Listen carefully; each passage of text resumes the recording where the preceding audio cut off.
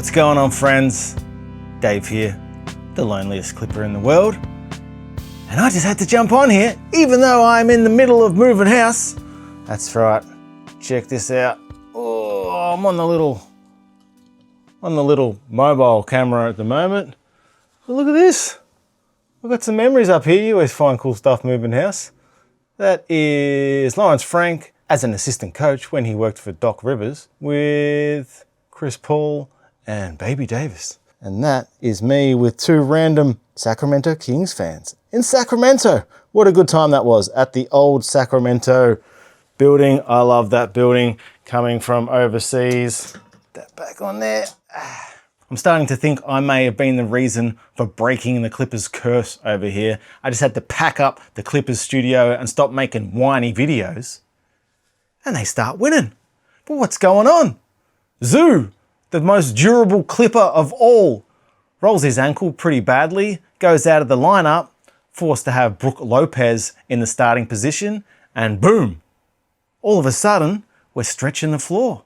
Kawhi's got space to work inside, because I don't think Kawhi's gone up too much of a notch the last few weeks, but he just seems to have room to operate, to do his thing. He's hitting shots, that does help. He's hitting the mid-range shots finally, so good to see Kawhi with his aimbot back. Harden, he can relax a little bit, doesn't have to put the cape on offense so much, and everyone can play their part. It was great to see DJ back last game, but 4 wins in a row. Didn't want to get too excited when we beat the Lakers because they didn't really have anyone in the lineup, so I didn't want to get too ahead of ourselves there. But then against the Rockets and the Blazers, they're good teams. And then the Detroit Pistons, number 1 in the East. Their defense has been lacking on their current West Coast road trip, but it was still awesome to see the Clippers smash them pretty convincingly, even though it did get down to 11 points there in the fourth, and we did have to bring the starters back to put the game away. We still won it pretty comfortably. So what's going on? No Zoo, and we become awesome. How is our defense gone up since Zoo went out of the lineup? Well, Niederhauser, the guy I've been wanting to see minutes from, he's a project player, we understand that, but he can defend. He's not going to be crazy prolific on the offensive end. He's getting some good putbacks, and even though he got a great putback dunk last game, it's not going to be all the time. It's going to be a then some, but that's what Zoo was like when he came in the league, and he even seems to have regressed a little bit this year, not giving us a much offense, but he's been anchoring on the defensive end. So this got me thinking, people, do we need to trade Zoo? Is it the time to trade Zoo? I know this might be a knee-jerk reaction, but without Zoo in the team, we have space. And Zoo has trade value. Apparently Brian Windhorst was saying that teams had come knocking on the door for Zoo. He has a great contract. He's under contract for the next 3 years at around $20 million. He knows schemes. He can anchor the defense. I think he'd be exactly what the Lakers need. Even though it would break my heart to see Zoo playing for the Lakers, could we get an unprotected first-round pick for Zoo? What would JJ Redick do to have Zoo anchoring his defense right now? JJ just said he couldn't go another 50 games of the season or thereabouts with this pathetic defense from the Lakers. So maybe they need Big Zoo.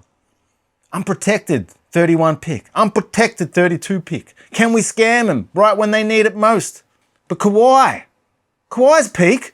Maybe someone can talk themselves into Kawhi Leonard right now. This is the time to trade Kawhi. Don't get overexcited, people. We are not coming out of the West with this team. I don't care if we go on a 10-game winning streak in a row. We're not beating Denver. I don't think we're beating Rockets when it comes to best out of 7, unless, Kevin Durant's injured or something like that. But I think the time right now is to trade Kawhi if someone's desperate enough. Detroit Pistons was my pick of the teams that could talk themselves into Kawhi when I was talking about please trade Kawhi a couple of videos ago. Maybe Kawhi getting his career high 55 points against them might put little love hearts in their eyes. Maybe we could get some unprotected picks for Kawhi. We'd have to take back Tobias Harris or something ridiculous like that to make the salaries work. But we need to try and score some potentially valuable first round picks. And I know with the Zoo to the Lakers thing, you know, they've got Luka. They're going to be good for a while. But I don't know, man. 2031, 2032, 2032. Say it, Dave. 2032. That's a while away. Luka's already pretty injury prone. He doesn't play full seasons. That's why the Mavs traded him, right? Couldn't get himself right. Even though that's a complete disaster. We all know that. But I don't know. It's got me thinking. I'm very happy to see Miller getting some minutes. I think Jordan Miller is the new Amir Coffey.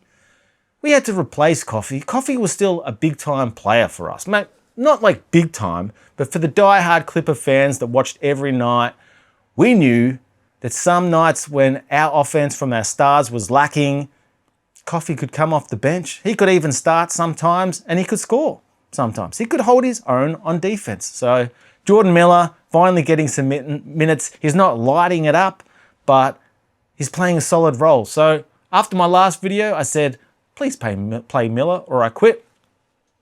I don't have to quit just yet. Unfortunately, I'm still stuck being a Clipper fan for a little while longer, but thank you for playing Miller. I would like to see some more Max Christie minutes. It's hard to find him minutes at the moment. I understand that, but he's the only player not in the rotation at the moment that I would love to get some minutes. Kobe Brown, yeah, well, I just don't think he's been able to cut it with the opportunities he's been getting, so I can understand that. But Sanders still holding his own. I tell you what, Kawhi Leonard does not want to pass to Sanders. Kawhi's dribbling, trying to find his shot. Sanders will just be standing there wide open, and he'll only get it if Kawhi still doesn't have his shot with about 0.5 seconds left on the shot clock. Then he might give it up to Sanders, but he just doesn't seem to like him for some reason. Chris Paul was all about getting Sanders going. But Kawhi, not so much. Harden, not so much.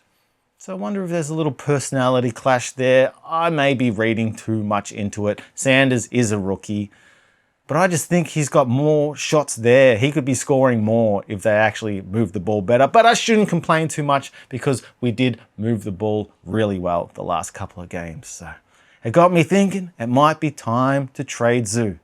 I want to trade Kawhi. If we can get someone sucked in, we can sell really high on Kawhi. But it's just too hard to move that big salary in today's NBA unless it's a real sure thing. I was after Trae Young. I thought Trae Young for Kawhi could potentially happen, but I don't think that's going to get done. And I'm not convinced I'm building around Trae. I think that's probably a disaster in this modern NBA as well. So I've let that idea slide a little bit. But Pistons for Kawhi and Lakers for Zoo. I don't know, man. Could we squeeze Austin Reeves for Big Zoo? I don't think so. I think that the Lakers would need to keep Reeves for the offense, and he's still a bargain player with his low salary before his extension kicks in. He doesn't have an extension yet. Maybe the Clippers could offer him a decent extension, but maybe Austin Reeves outside of LA is a little bit of fool's gold as well, just because his liability on the defensive end. We want people that can play both ends of the floor. We don't need any more defense liabilities. We're already carrying Harden. But I don't know, 4 wins in a row. It's exciting. At least it's something different. And Brook Lopez finding his touch again from 3. He is finally looking like the Brook Lopez that used to play against the Clippers. When he was playing for the Bucks, he'd turn into Steph Curry every time he played us. It would feel like he'd hit 6 or 7 threes every time they matched up against the Clippers. So finally, good to see Lopez getting that going for the Clippers. And what a difference it makes to our spacing. Wow-wee. Ime Udoka was shocked that the Clippers played harder than the Rockets the other night. Don't worry, we were all shocked. JB Bickerstaff, geez, he really does whinge, doesn't he? Pistons coach. He was having a big old sook. I know people say he complains about the rest, but I didn't really notice that he complains that much. But he's a big sook, isn't he?